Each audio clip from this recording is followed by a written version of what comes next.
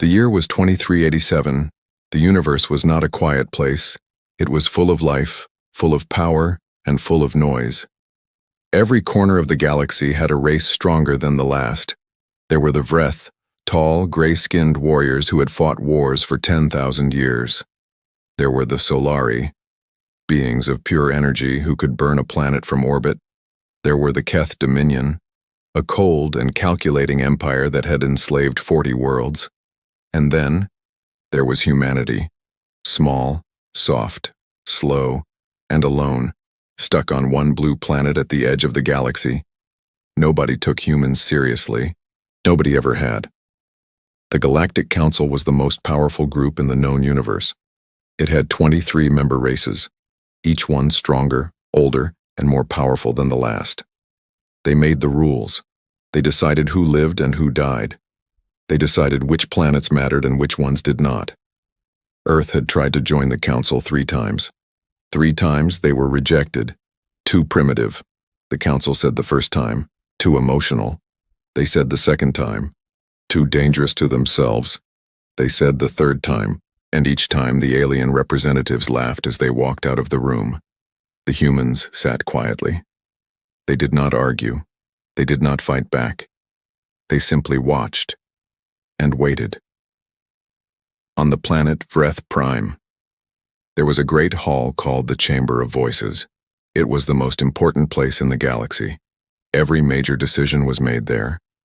The walls were made of black stone from dead stars. The seats were carved from the bones of ancient space creatures. And on this day, the Chamber of Voices was full. Every seat was taken. Every screen in the galaxy was watching. Because today Earth had been called to answer, his name was Marcus Hale. He was 52 years old. Not tall, not strong, not impressive to look at. He had gray hair, brown eyes, and a calm face. He walked slowly into the Chamber of Voices. He did not look nervous. He did not look afraid.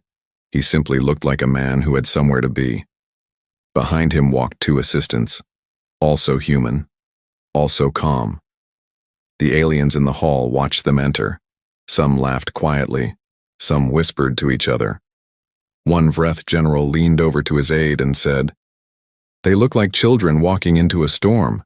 His aide smiled and nodded. The council speaker was a Solari named Velhan. Its body glowed with a cold blue light. When it spoke, its voice filled the entire chamber without a microphone.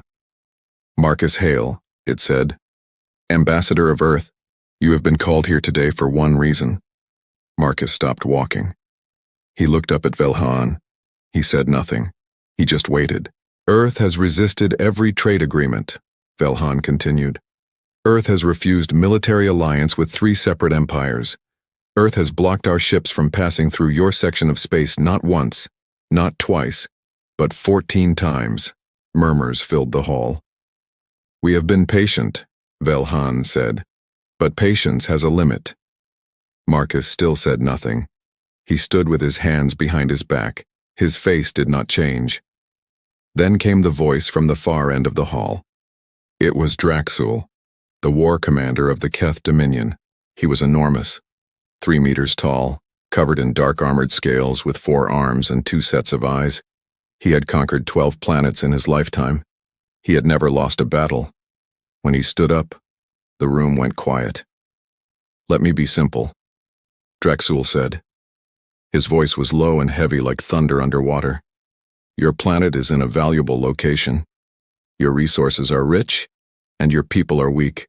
We want your world. You have 30 days to begin full evacuation. After 30 days, we come." He sat back down. The room stayed quiet for a moment. Then the laughter started. First it was 1 delegate, then 2, then 10, then the whole hall. Some slapped their tables, some called out insults in their own languages. The Vreth general laughed so hard he knocked over his water cup. It was not the laugh of cruelty. It was something worse. It was the laugh of total certainty. They were completely sure that humans would bow. They had never seen anything to suggest otherwise. Marcus Hale waited. He did not shift his weight. He did not clench his jaw. He did not look at the floor. He stood still and let them laugh. And when the laughter began to fade, When the room started to quiet down and wait for his response, he finally spoke. His voice was not loud. He did not need it to be. "You will regret this choice." 5 words, that was all. No anger, no threats, no long speech. Just 5 words spoken in a flat, even voice. The hall went quiet. Then the laughter came back, louder than before. Draxul let out a deep, rumbling laugh and pointed one massive arm at Marcus. "Did you hear that?" he called out. "The human made a threat with what? With those 2 little helpers behind him? With your 1 space station and your 12 old cargo ships?" More laughter. Marcus smiled once. Just barely. Then he turned and walked out of the chamber of voices. Nobody stopped him, they were too busy laughing. On the ship back to Earth, Marcus sat alone in his room. One of his assistants, a young woman named Dr. Sina Voss, knocked and entered. She was 31 years old, short dark hair, sharp eyes. She had been with Marcus for 6 years. She sat across from him and said, "They think we are nothing." Marcus looked out at the stars passing by. "They have always thought that," he said. "Are they wrong?" she asked. He turned and looked at her for a long moment. Then he reached into his jacket pocket and pulled out a small data card. He placed it on the table between them. "Get some sleep, Sina," he said. "We have a long 30 days ahead." She looked at the data card. She had seen cards like that before, but something about this one made her breath stop for just a moment. It had a single symbol on it, a symbol she had only heard about in whispered conversations in locked rooms. She looked up at him. "Is it real?" she said quietly. He picked up the card, put it back in his pocket, and looked out at the stars again. "Get some sleep," he said again. Back in the chamber of voices, the laughter had died. Now there was planning. Draxul stood in front of a star map with his generals. 50 warships, he said. "More than enough. We will arrive on day 30. We do not want to damage the planet, just enough force to show them there is no choice." One of his generals, a younger Keth officer, raised his hand. "Commander," he said carefully, "our intelligence reports on Earth are incomplete. We know about their public fleet. 12 ships, all older models. But some of our sensors have picked up unusual readings, deep space readings that do not match any known ship signature." Draxul turned and looked at him. The young officer felt the weight of that look and almost sat back down. "What kind of readings?" Draxul asked. "We are not sure," the officer said. "That is the problem. They do not match Vreth patterns, they do not match Solari patterns, they do not match anything in our database." Silence. Then Draxul shook his head. "Humans are creative at making noise," he said. "They built decoys before, it is a trick. Our 50 ships will be more than enough." He turned back to the map. The young officer sat down. He did not argue, but he did not stop worrying either. Earth received the news fast. Within hours, every government on the planet knew. 30 days. Some leaders panicked. Some called for immediate surrender. "We cannot fight them," one prime minister said in an emergency meeting. "They have thousands of ships. They have weapons we have never seen.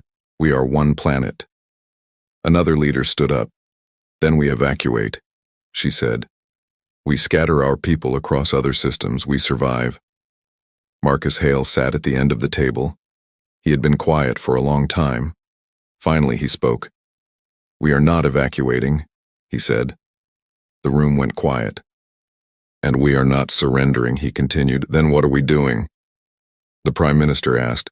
Marcus looked around the table, at every face, at every worried pair of eyes.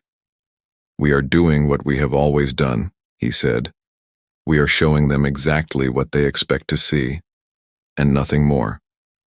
Nobody fully understood what he meant, but nobody argued with him, because Marcus Hale had a certain way of speaking. Not loud, not emotional, just steady. The kind of steady that made people feel something was already decided. The days passed. On day 5, Earth's public fleet ran a small patrol near their space border. 12 old ships, slow and visible, exactly what the aliens expected. On day 10, Earth sent a formal message to the Council asking for a small extension of time. The council rejected it in under an hour. More laughter from the alien delegates. On day 15, 3 alien spy drones flew past Earth's moon. They recorded everything they could. A quiet planet, some old satellites, nothing interesting. They sent their reports back to Draxul. He read them and smiled. Everything was going exactly as planned, but 200 million kilometers away, far beyond the edge of any alien scanner range, something was happening. In the deep dark between star systems, in a place that did not appear on any galactic map, lights were turning on. Not the soft lights of stars. These lights were sharp, mechanical, purposeful. 1 by 1, then 10 by 10, then 100 by 100. Shapes appeared in the dark. Ships. But not like any ships the galaxy had ever seen. They were sleek and angular, built close to the surface so radar had almost nothing to catch. Their engines burned on a frequency that no alien sensor had ever been calibrated to detect. They were dark, not just black, but actively dark, designed to swallow light and heat and signal. And there were so many of them. On the bridge of the lead ship, a tall woman with silver hair stood at the main window. Her name was Admiral Yara Chen. She was 60 years old. She had spent 32 years preparing for exactly this moment. She held a small earpiece to her ear. A voice came through. "Marcus Hale from Earth." "Day 15, Admiral," he said. "Right on schedule." "We are ready," she said. "I know you are," he said. She lowered the earpiece and looked out at the fleet spreading behind her. Hundreds of ships on her ships, waiting like held breath. She thought about how long this had taken. 200 years of building in secret, 200 years of hiding, 200 years of watching the galaxy laugh at Earth. She thought about the young officer on the Keth ship who had noticed unusual sensor readings. That young officer was smarter than his commander knew, but he had reported to the wrong man. "All hands," Admiral Chen said into the ship-wide channel. Her voice was steady, not excited, not afraid, just steady. The same steadiness as Marcus Hale. Something in the Earth's air, perhaps, that made its people this way. 30 days is a deadline, she said. For them, it means arrival. For us, it means we are already in position. She paused. "Move out." In the dark between stars, the fleet began to move. No sound. Space had no sound. No heat trail. The engines were too clean. No light. The hulls swallowed it all. They moved like shadows moving through a dark room. You would not see them unless you knew exactly where to look. The galaxy did not know where to look. The galaxy had never thought to look. On Earth, Marcus Hale stood on the roof of the council building in New Geneva. The night sky was clear. He looked up at the stars. Somewhere up there. Admiral Chen and her fleet were already moving into position. Somewhere up there, Draxul and 50 alien warships were preparing for what they believed would be a simple mission.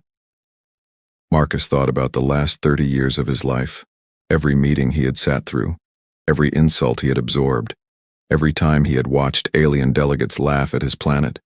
He had never argued, he had never raised his voice, he had learned from the very beginning. Do not show them the knife until the moment you use it. He looked up at the stars for a long time. Then he said to no one in particular, just to the sky, just to the universe. 3 words, quiet words, almost gentle. "Your move, Draxul." He turned and walked back inside, and in the deep dark of space, far from any alien eye, Earth's real fleet kept moving, silent, patient, ready. The galaxy had laughed at humanity for centuries. It had called them weak, slow, small, and unimportant. It had never once asked the only question that mattered. Why are they so quiet? The year was 2187. 200 years before Marcus Hale stood on that rooftop and looked at the stars. 200 years before Admiral Chen's fleet moved silently through the dark. The world was different then, smaller, quieter, and very, very afraid. It had started with a signal, not a friendly one. On the 14th of March, 2187, every satellite around Earth picked up the same transmission at the same time. It came from deep space. It was not in any human language, but the computers translated it in under 6 minutes. The message was short. "We know you are here, we are coming to look, do not be afraid, you are too small to be a threat." That last line, "when you are too small to be a threat," was what kept the world's leaders awake that night. Not the fact that aliens existed, not the fact that they were coming, but that line. That single, casual, dismissive line. The first alien ship arrived 3 months later. It was a Vreth scout vessel, long and dark, shaped like a blade. It did not land. It simply appeared in orbit and started scanning. It scanned everything. The cities, the oceans, the mountains, the military bases. It sent transmissions down asking questions about resources, population, technology level. Earth's leaders answered carefully, politely, giving as little real information as possible. The Vreth scout stayed for 2 weeks. Then it left. Its final transmission was 4 words: primitive, but acceptable level. That was it. No hello, no goodbye, no offer of friendship, just a quiet judgment from beings who had already decided what humanity was. After the scout left, the world's leaders met in secret. Not a public meeting, not a news conference, a real secret meeting. Underground, no recordings, no outside communication. There were 41 people in that room, the most powerful humans alive, and every single one of them was scared. A woman named Director Amara Osei spoke first. She was the head of Earth's newly formed Deep Space Intelligence Division. She was 50 years old, calm-faced, with eyes that had seen too much already. "They think we are nothing," she said. Nobody argued. "They will be back," she said. Nobody argued with that either. "And when they come back, they will not be asking questions anymore." The room was very quiet. One man, a general named Tobias Reed, raised his hand. "Then we build," he said simply. Amara looked at him. "Yes," she said, "we build, but not the way they expect us to build. Not out in the open, not where their scouts can see it. We build in the dark, we build in silence, and we build for one reason only, so that when the day comes, we are ready." General Reed nodded. "How long?" he asked. Amara looked at the star maps on the wall. She looked at the Vreth scouts' scan data. She looked at the faces of the 40 people around her. "As long as it takes," she said. It took 200 years. It took the full effort of every generation that followed. It was the greatest secret in human history, and not one person ever broke it. The first problem was location. You could not build ships on Earth. The alien scouts came back every few years. Different races, different ships, all scanning, all watching. Any large construction on Earth would be seen immediately, so they built somewhere else. The first shipyard was on the dark side of the moon, not the surface, too visible underneath. Engineers drilled tunnels 3 kilometers deep into the lunar rock. They built in complete darkness, no lights visible from space, no heat signatures above normal lunar temperature. The tunnels spread over 40 years like roots growing underground, and inside those tunnels the first human warships took shape. The second problem was technology. Earth's weapons and engines were decades behind the alien races. You cannot fight a Vreth warship with human technology from 2187. So they did something clever. Every time an alien ship visited Earth's solar system, every time one of those scanner drones flew past or a scout ship came to look, Earth's intelligence teams were watching back. They recorded every frequency, every energy signature, every scan pattern, quietly, patiently, like students sitting in the back of the classroom and writing down everything the teacher said. Over 50 years, they built a picture of alien technology. And then, piece by piece, they started to understand it, and once they understood it, they did not just copy it, they improved it. The engine was the first breakthrough. Alien ships used what was called a fold drive. It bent space to move faster than light. It was powerful but loud. Every fold drive in the galaxy produced a distinctive energy wave that any decent scanner could detect from millions of kilometers away. Human engineers spent 30 years studying that energy wave, and then a young engineer named Priya Nath, working alone in a tunnel on the moon at 2 in the morning, figured out how to do it quietly. Her fold drive produced no wave, no signal, no trace. It simply moved the ship and left nothing behind. When she showed her results to Director Osei's successor, a man named Director Callum Park, He read her report 3 times before he spoke. "You understand what this means?" he said. "It means we can move without being seen," she said. He shook his head slowly. "It means we can be anywhere," he said. The hull was the second breakthrough. Alien ships were visible, not just to the eye, but to every kind of sensor. They showed up on heat scanners, light scanners, gravity scanners, radiation scanners. Human engineers solved this problem one scanner type at a time. The hull they eventually built was called a null surface. It absorbed heat instead of radiating it. It bent light around the ship instead of reflecting it. It generated a small field that canceled out the ship's gravity signature. A ship with a null surface hull was, for all practical purposes, invisible. Not invisible like a trick. Invisible like it was not there. The weapons came last. Not because they were less important, but because weapons were what you needed most to get right. For 140 years, human engineers studied alien weapon systems. They understood pulse cannons, plasma beams, gravity crushers, mass drivers. They understood the theory behind every weapon the galaxy had. And then, in the same way they had improved the engine and the hull, they went further. The weapon they built had no name at first. Later it was called a silence round. It fired a concentrated pulse of energy that did one specific thing.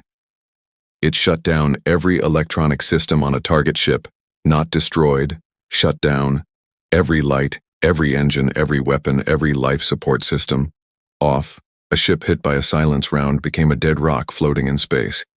The crew inside would still be alive, but they could not move, could not call for help, could not do anything. They were simply stopped. It was a weapon built by people who were not trying to start a war. It was a weapon built by people who were trying to end one before it started. The third shipyard opened under the ocean floor near the Pacific Trench. The fourth was built inside a hollowed-out asteroid in the belt between Mars and Jupiter. The fifth, the largest one, was built inside a dead star remnant 17 light-years from Earth. That one took 60 years to complete. Workers lived there for years at a time. They sent no transmissions home. Too risky. Their families on Earth knew only that they were away on a long project. Many of them never came back, not because they died, but because by the time the project was done, they had built a life out there in the dark. They had families of their own, children who had been born in that hidden base and had never seen Earth.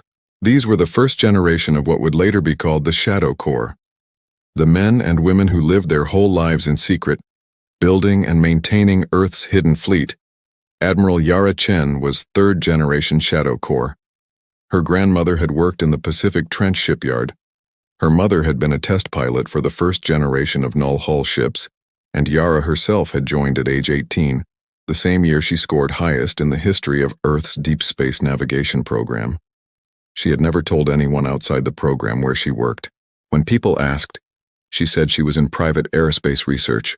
Most people did not push further. Those who did got a polite smile and a subject change. She had lived her entire adult life in secret, and she did not regret a single day of it, because she had seen the ships. She had flown the ships, she knew what they could do.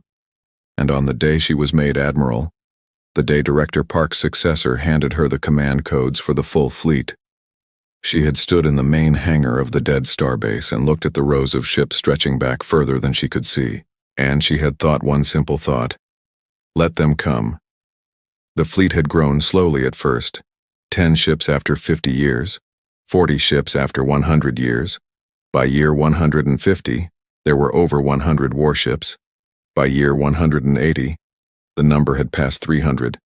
And in the final 20 years before the Galactic Council delivered its ultimatum to Earth, the years when alien visits to the solar system had increased and the tension had grown, the Shadow Corps had worked hardest of all, 5 new ships every month. Then 8, then 12. Every ship hand-built, hand-tested, fully loaded. By the day Marcus Hale walked into the Chamber of Voices, Admiral Chen commanded 512 ships, each one invisible, each one faster than anything the galaxy had ever built, each one armed with weapons the galaxy had never seen, and every single one of them was already moving before Marcus Hale had finished his 5-word response. Because that was the other thing about the plan. The 30-day deadline was not a surprise. Earth had known it was coming. Not the exact words, not the exact day. But for 30 years, Earth's intelligence teams had watched the Keth Dominion's movements. They had seen the slow circle getting tighter. They had read the pattern of scout ships and resource surveys. Director Park had briefed Marcus Hale 12 years ago with a single document titled, "The Ultimatum, When, Not If." And the response plan had been ready for 10 years before that. Every ship had its position assignment. Every crew knew their role. Every commander had memorized the approach routes. When Marcus walked out of the Chamber of Voices after delivering his 5 words, he had not gone back to his ship and started making phone calls. He had simply pressed a button on the inside of his jacket collar.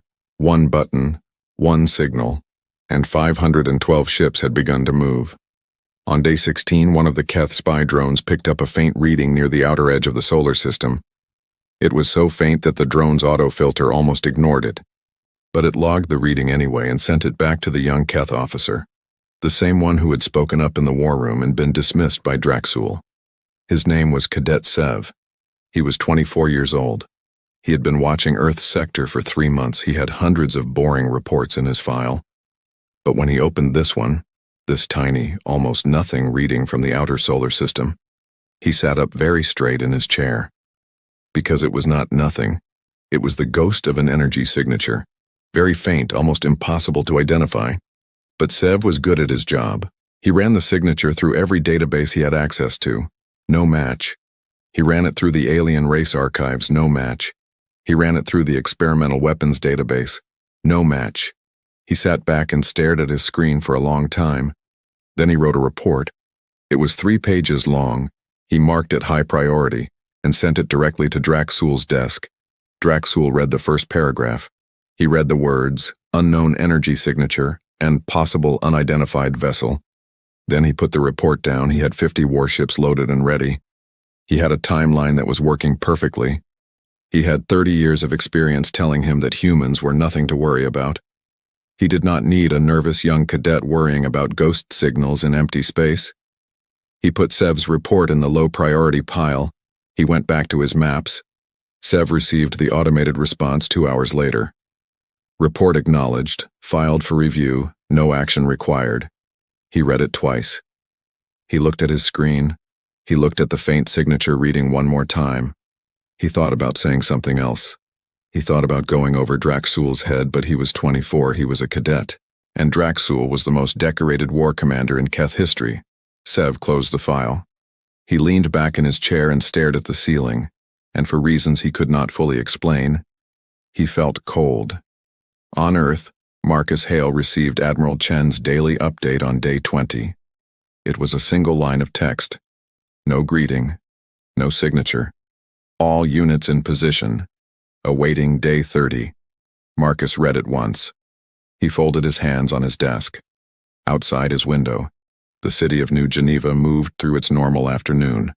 People walking, eating, working, talking, none of them knowing, none of them needing to know. He thought about Director Amara Osei 200 years ago in that underground meeting room. He thought about Priya Nath, alone in a lunar tunnel at 2 in the morning, rewriting the rules of faster-than-light travel. He thought about 3 generations of Shadow Corps workers who had given their quiet lives to this moment. And he felt something that was not quite pride and not quite sadness, but was somewhere between them both. All those years. All that silence. All that work done in the dark by people whose names the galaxy would never know. And now it was almost time. He picked up a pen, an old habit, he still preferred pen to screen, and wrote one line on a piece of paper. Day 30, we answer. He folded the paper and put it in his desk drawer. Then he stood up, straightened his jacket, and walked out of his office to his next meeting. His face, as always, gave nothing away. In the deep dark of space, 512 ships held their positions, invisible, patient, waiting. They had waited 200 years for this moment. 30 more days was nothing. Day 30 arrived like any other day. The sun rose over Earth. The cities woke up. People made their morning tea, dropped their children at school, opened their shops. Nobody on Earth looked scared. Nobody ran. Nobody hid. Because Marcus Hale had told every world leader the same thing 3 weeks ago in a closed meeting. Go about your normal day, do not change anything, do not look at the sky, just live your life. Some of them had thought he was crazy.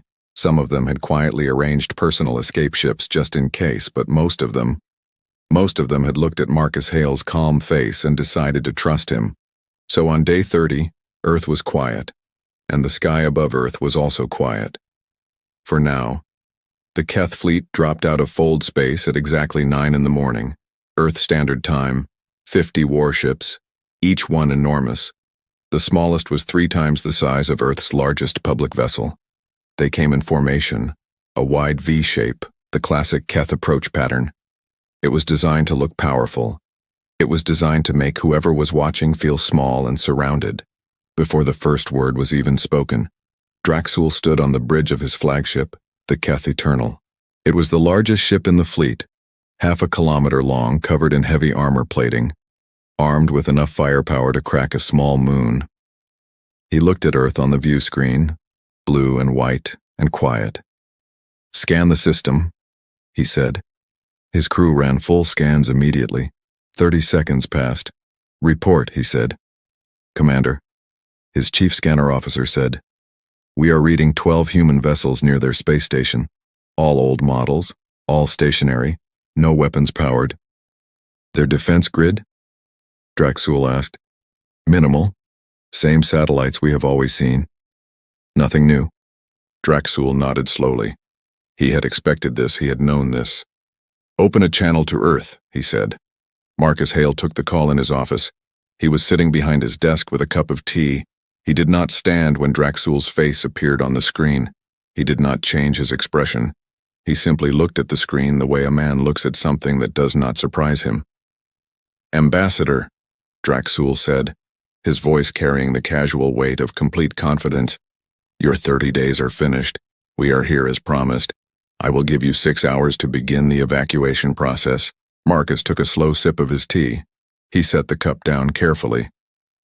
That will not be necessary, he said. Draxul tilted his massive head slightly. You are refusing, he said.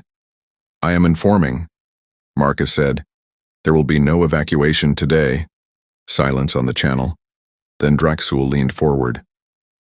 Ambassador, he said quietly, and there was something in his voice now that was not quite anger, but was close to it. I have 50 warships above your planet. I have enough firepower to end everything you see outside your window. Do you understand what you are saying to me? Marcus looked at him for a long moment. Yes, he said simply. And then he ended the call. On the bridge of the Keth Eternal, the room was very still. Nobody moved, nobody spoke. They had all just watched a human, a small, soft, unremarkable human, end a call with Draxul, the war commander of the Keth Dominion, the man who had never lost a battle. Draxul sat in his command chair for a full 10 seconds without speaking. Then he said very quietly, Arm weapons. Commander, his first officer said carefully. Our orders were to demonstrate force first, not to arm weapons, Draxul said again. The first officer nodded and turned to his console. It was at that exact moment that Cadet Sev, stationed at the scanner terminal on the lower deck of the Keth Eternal, saw something. He almost did not report it. He remembered what had happened the last time he reported something strange. But this time was different. This time the reading was not faint. This time it was not a ghost. This time it was very, very real. He checked it twice. He checked it 3 times. His hands were not steady. Commander, he said. Nobody heard him. The bridge was busy with weapon arming procedures. Commander, he said louder. Draxul turned and looked at him with the expression of a man who did not want to be interrupted. What? He said. Sev swallowed. There are ships behind us, he said. The bridge went quiet. Behind us, Draxul repeated. Yes, Commander. Multiple ships. They are on all sides, not just behind. They are above us, below us, to the left, to the right. How many? Draxul said. Sev looked at his screen. He looked again. He blinked and looked a third time because his brain refused to accept what his eyes were seeing. I am still counting, Commander, he said. How many? Draxul said, standing up from his chair now. Sev looked up from his screen. His face had gone pale. More than 200, he said, and they are still appearing. On the bridge of Earth's lead ship, the ESS Silent Dawn, Admiral Yara Chen watched her screens with steady eyes. Around her, her crew worked quietly and efficiently. No shouting, no excitement, no fear. They had trained for this for years. Some of them had trained for this their entire lives. All units confirm position, she said. Her communications officer read back the confirmations one by one. Every ship in position, every unit ready. The formation was a perfect sphere. 512 ships arranged in a complete surround around the Keth fleet.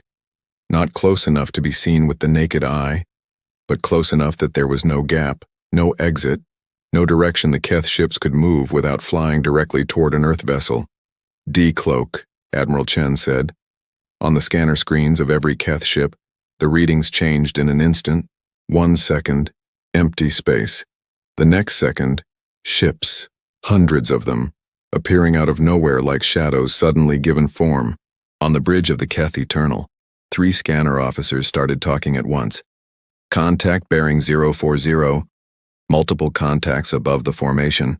I am reading over 300 vessels now. They are surrounding us completely. Draxul stood at the center of it all. Very still. He was a warrior. He had been in dangerous situations before. He knew the feeling of a trap, and he was standing in one right now. All ships, raise shields, he said, his voice controlled but tight. Weapons ready. Prepare evasive. Commander, his first officer interrupted. Look at the design of those ships. Draxul looked at the view screen. He looked at the ships surrounding his fleet. And for the first time in 30 years of war, he felt something unfamiliar settle into his chest, because those ships were unlike anything he had ever seen. They were sleek and dark, built low and flat, their surfaces absorbing the light around them rather than reflecting it. No visible weapon ports, which meant the weapons were hidden inside the hull. No visible engine exhaust, Wimir, which meant the engines ran on a technology he did not recognize. They were not Vreth design, they were not Solari design. They were not anything in any database he had ever studied. They were human, completely, entirely, undeniably human, and there were so many of them.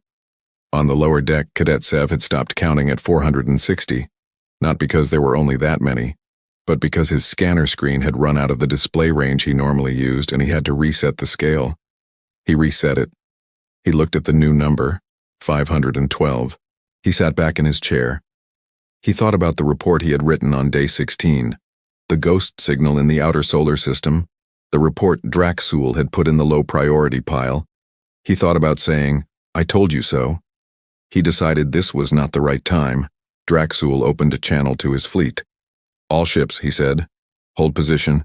Do not fire unless I give the order. I repeat, do not fire. He closed the fleet channel. He opened the channel to Earth. Marcus Hale appeared on the screen again. Same desk, same cup of tea, same calm face. He looked exactly like a man who had been expecting this call, because he had been. Ambassador, Draxul said. His voice was still controlled, but something had shifted in it. Something had gone out of it. That casual weight of complete confidence. It was gone, Commander, Marcus said. Those ships, Draxul said. Yes, Marcus said.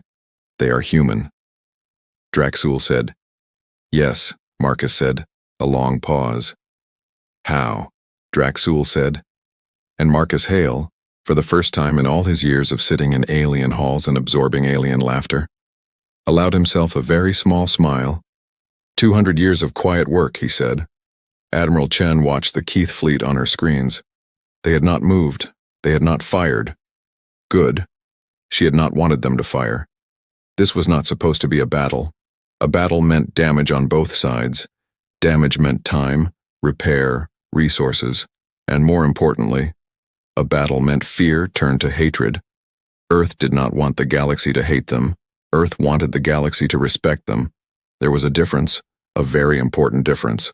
Move to Stage 2, she said. Stage 2 was simple. One by one, 12 Earthships broke from the surrounding formation and moved toward the Keth fleet. Not fast, not aggressive, slow and deliberate, like a hand reaching out, not to grab, but to show. They moved to within 2 kilometers of the nearest Keth warships, and then they stopped, and they powered up their weapons not to fire, just to show. On the Keth Eternal, every weapon system alarm went off at once. The noise on the bridge was immediate and loud. Targeting systems active on 12 human vessels. They have a weapons lock on the forward fleet. Shields are not going to hold against that output. Draxul raised one hand for silence. He looked at the weapons data on his screen. He was a military man. He understood weapons the way a musician understands notes, and what he saw on his screen made his 4 hands grip the edge of his console very tightly. The energy output of those 12 ships was not normal. It was not like anything he had trained against. It was not like anything he had ever read about. If those weapons fired, if all 12 of those ships fired at once on his forward fleet, his shields would last approximately 4 seconds. He looked at the data for a long time. He thought about his 50 ships. He thought about his crew.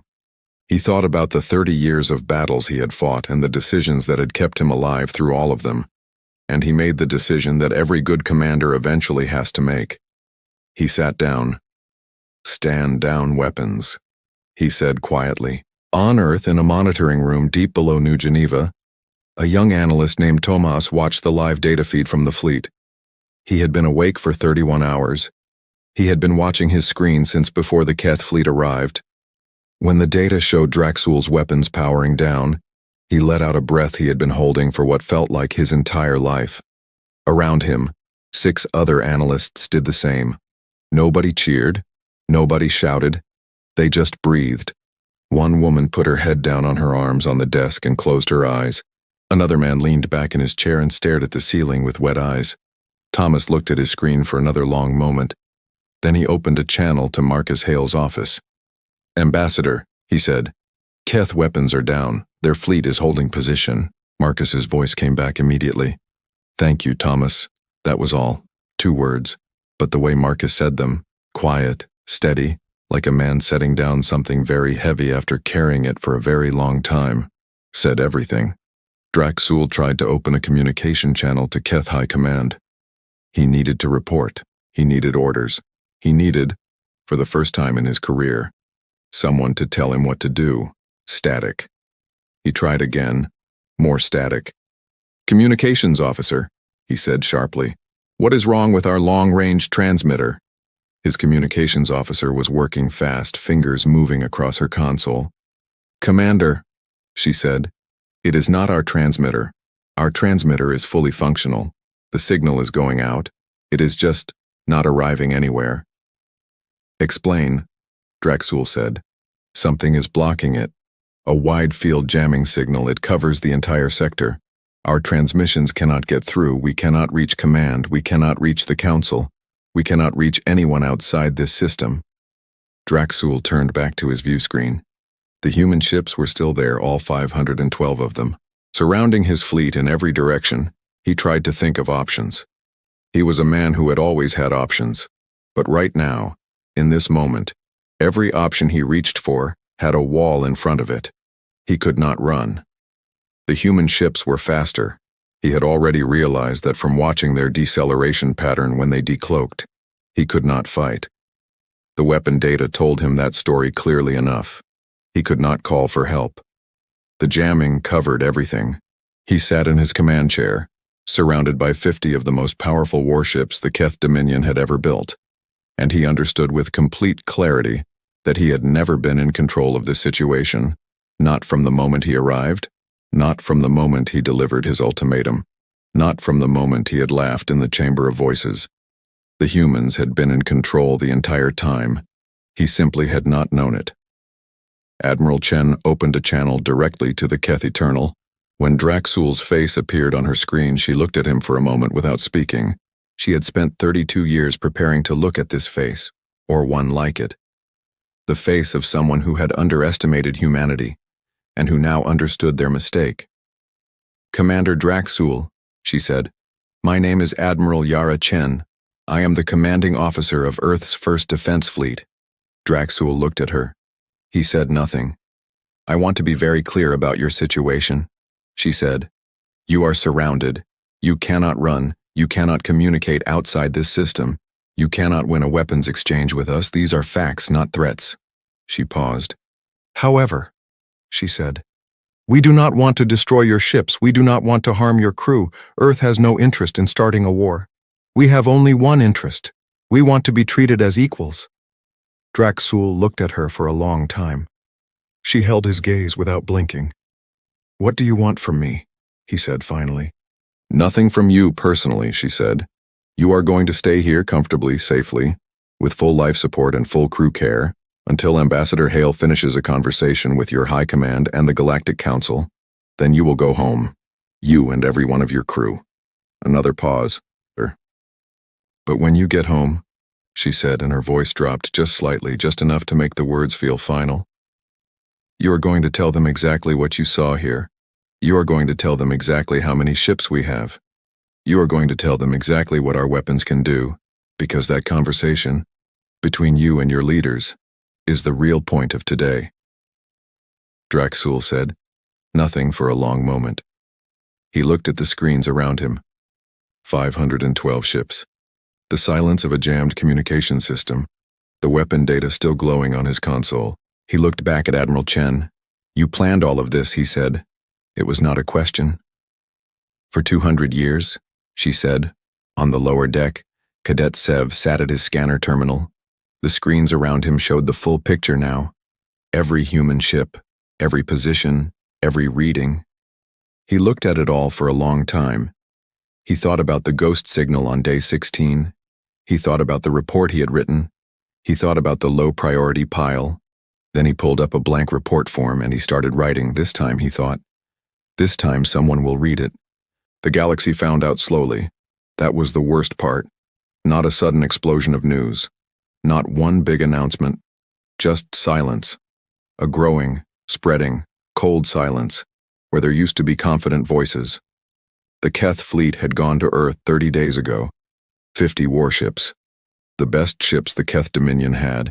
Crewed by the best soldiers the Keth Dominion had trained.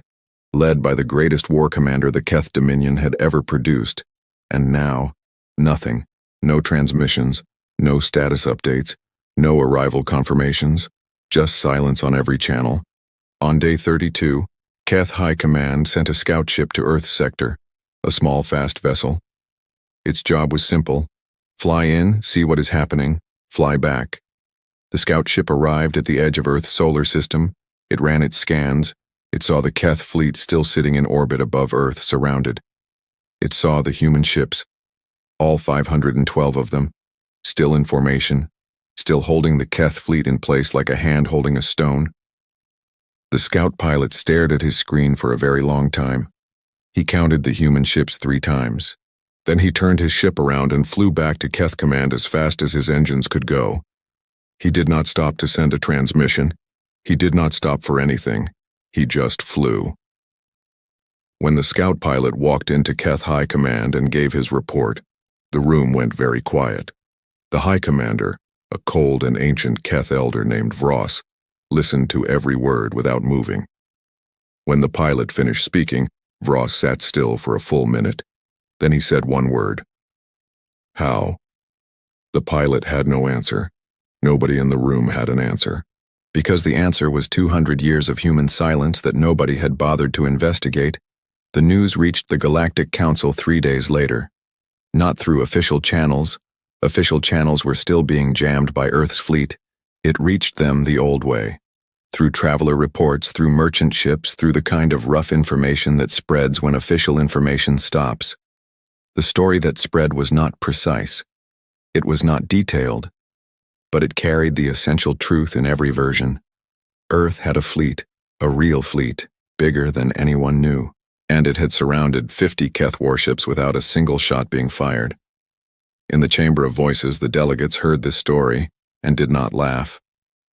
For the first time in anyone's memory, the Chamber of Voices was genuinely, completely, deeply quiet. The Vreth general who had laughed so hard he knocked over his water cup on the day Marcus Hale delivered his 5 words. He sat very still now. He was thinking about those 5 words. You will regret this choice. He was thinking about them in a very different way than he had before. Velhan, the Solari Council speaker, called an emergency session. Every delegate attended. Nobody was late. Nobody sent a junior representative in their place. They all came themselves, in person, because this was the kind of moment you needed to see with your own eyes. Velhan opened the session with a simple question. What do we know about Earth's military capability? The answer was immediate and unanimous. Nothing. They knew nothing. Every scan, every intelligence report, every database entry on Earth described a small planet with a minimal public fleet and no significant military presence. Everything they thought they knew about humanity was based on what humanity had chosen to show them, and humanity, it turned out, had chosen to show them almost nothing. Velhan let that sit in the room for a moment. Then we have a problem, it said. Nobody argued. On Earth, Marcus Hale was not sleeping much, not because he was worried, but because there was too much work to do. His team had been in constant communication with Admiral Chen for 4 days. The plan was moving perfectly, but there were 100 small details that needed his attention. Dr. Sina Voss brought him coffee at 2 in the morning on day 33, and found him at his desk surrounded by screens. You should sleep, she said. I will sleep when it is finished, he said. She set the coffee down and looked at the screens. One showed Admiral Chen's fleet formation. One showed the Keth fleet still in position, contained, unharmed. One showed a map of galactic communication patterns, the ripples of news spreading from system to system like rings from a stone dropped in water. They are all talking about it, she said. Yes, he said. Are they scared? She asked. He picked up the coffee. They are uncertain, he said. Uncertain is better than scared. Scared makes people do stupid things. Uncertain makes them think. She looked at the map for another moment. And what do we want them to think? She said. He looked at her. That there is another choice, he said. That they can treat us as equals. That the alternative to that choice is something they do not want to test. She nodded slowly. Simple, she said. The best plans always are, he said. On day 34, Marcus Hale sent a message to Keth High Command. Not through the jammed channels. He sent it through a human courier ship that flew directly to Keth Prime and delivered it by hand. The message was 1 page long. It was polite. It was direct. It said 3 things. First, your 50 ships are safe.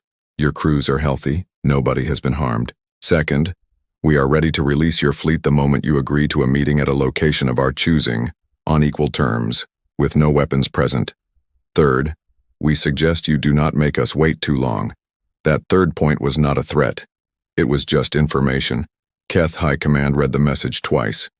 Vross called a war council. The war council met for 6 hours. At the end of 6 hours they voted. The vote was not close. 3 days later, Keth High Command sent their reply. They agreed to the meeting, they agreed to equal terms, they agreed to no weapons. They did not argue about the location.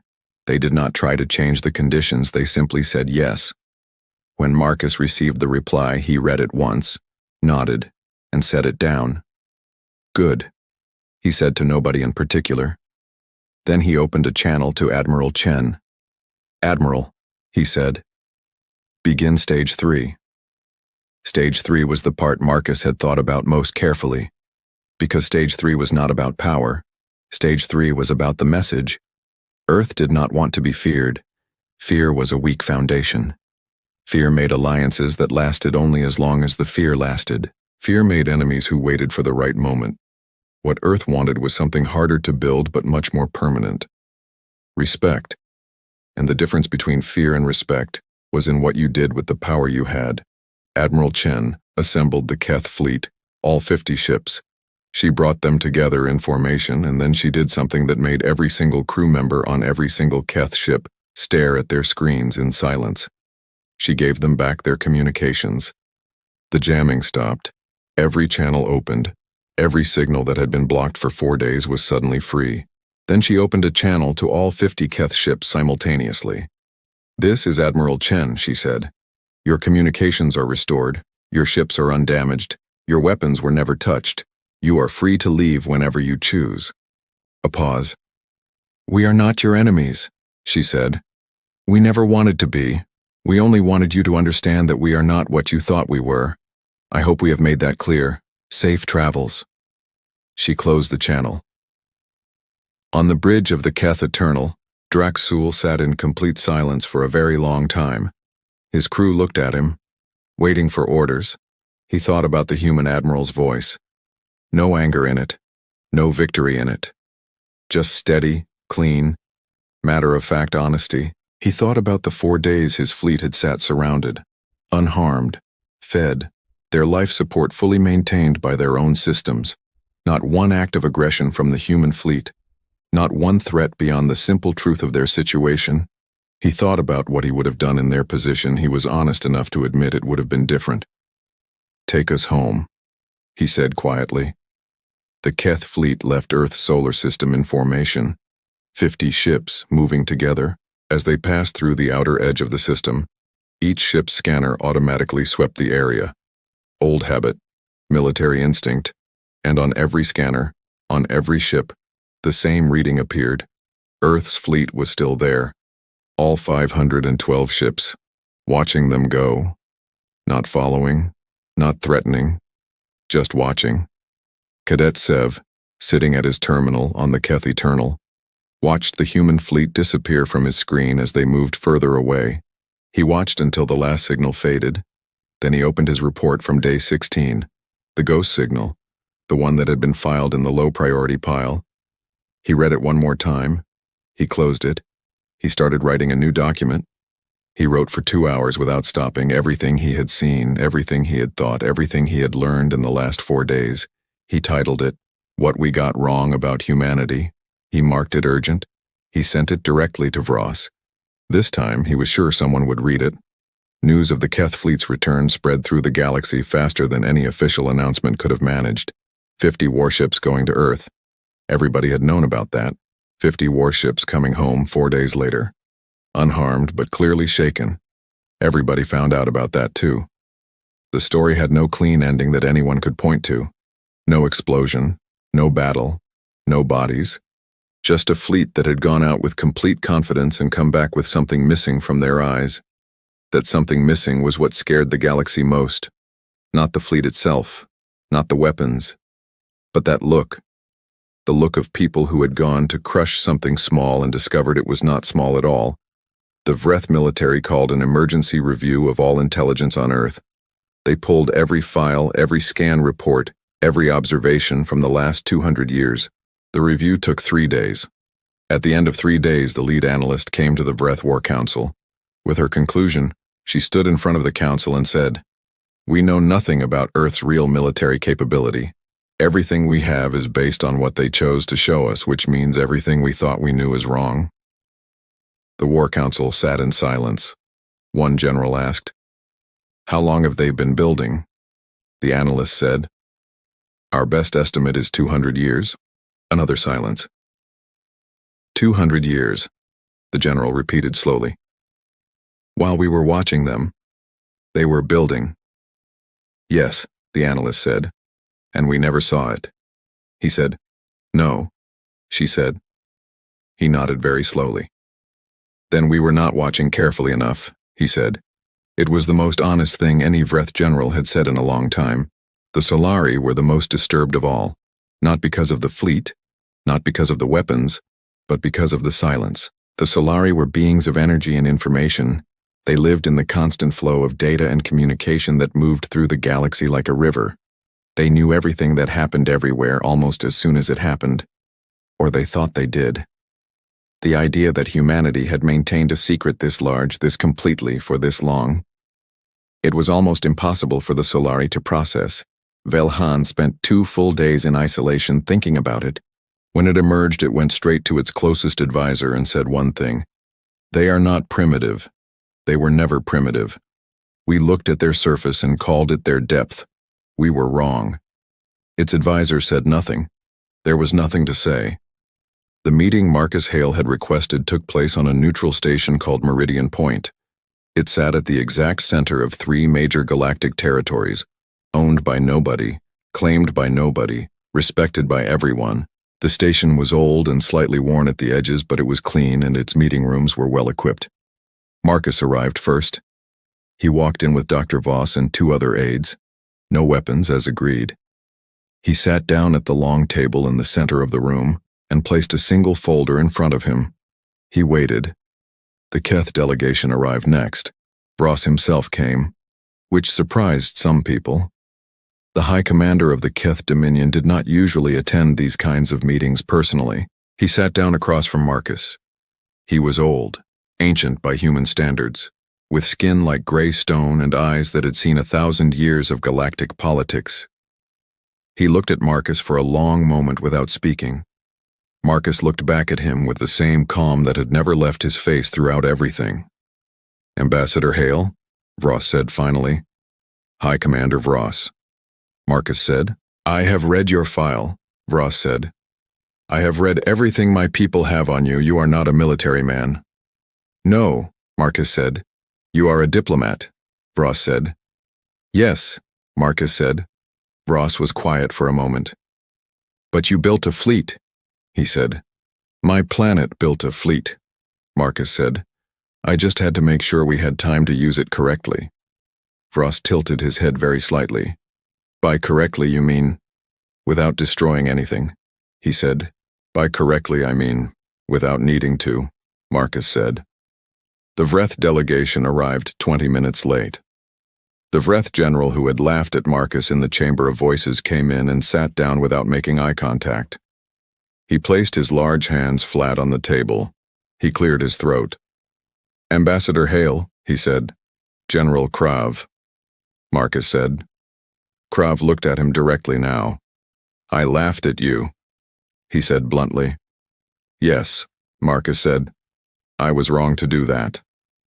Krav said. It was not an easy thing for a Vreth general to say. You could see that in the way his jaw tightened slightly as the words came out. But he said it. Marcus nodded once. "I know," he said. "And now you know something about us that you did not know before. That you are not weak," Krav said. "That we were never weak," Marcus said. "We were patient." Velhan arrived last, its blue glow filling the room as it entered. It moved to its seat and settled. The room was full now, 3 of the most powerful forces in the galaxy, sitting at a table with 2 humans and a folder. Marcus opened the folder. Inside was a single document, 1 page. "This is what Earth is proposing," he said. He slid copies across the table to each delegation. They read it. It was short. 3 points. First, Earth will be recognized as a full and equal member of the Galactic Council with all rights that membership carries. Second, Earth's territorial space will be respected by all parties without exception. Third, Earth will share certain technologies with Council members over time, as trust is established, beginning with navigation improvements that will benefit all galactic travel. That third point made several delegates look up from the page, because it was not what they had expected. They had expected demands, they had expected punishment.